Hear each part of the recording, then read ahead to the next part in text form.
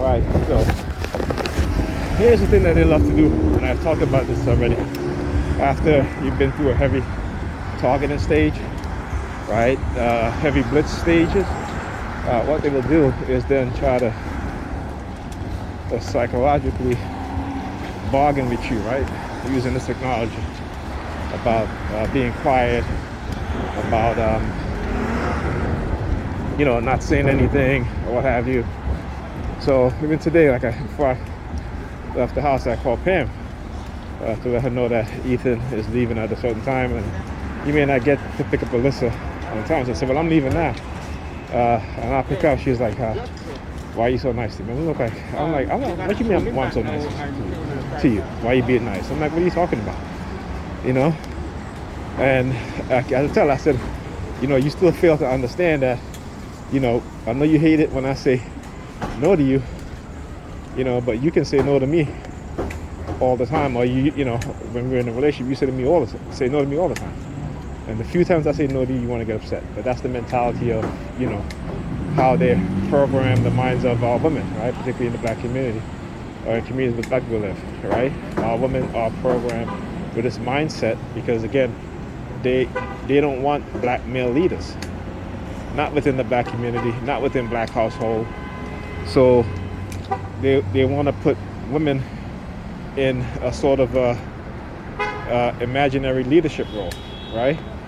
And because their imaginary leadership role is based on things like their degree, the fact that they may be making more than a man, so that makes them, that they think that that's what makes a leader, or what leadership is, but it's not, right? It is a mindset. Because if you want to be leaders, you look within your community and your community is failing, right? You can't blame the men. But they blame us because, again, whenever there's a negative outcome based off of their leadership and what they think is leadership, and it doesn't work out, then all of a sudden they shift the blame to the men, right? So they've been taught and conditioned to not accept any accountability, any responsibility for their action, right? And when you look, again, 80% of black children are raised in single mother's households, and 70% of those children are failing in school and have all sort of behavioral issues.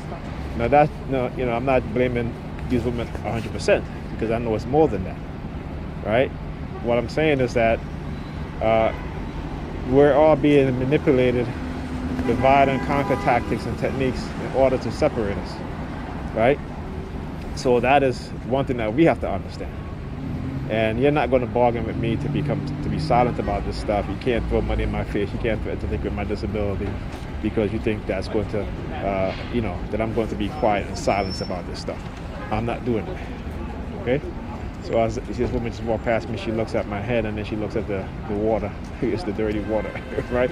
So again, it just shows you how they think, right? It goes to show you how that when you speak the truth, right, that somehow you're negative and all this stuff, And I had somebody say that to me online, being honest and being truthful, the fact that they've reconditioned our minds to think that these things is being negative, it just goes to show you the type of conditioning that we exhibit, right, that we have within ourselves. And this is why our community is ass backwards. This is why the men and women in our community is ass backwards. This is why we keep passing to the children this ass backwardness so they can repeat the same cycle. It's all divide and conquer. And future generations going to suffer even worse fate. All right? Okay.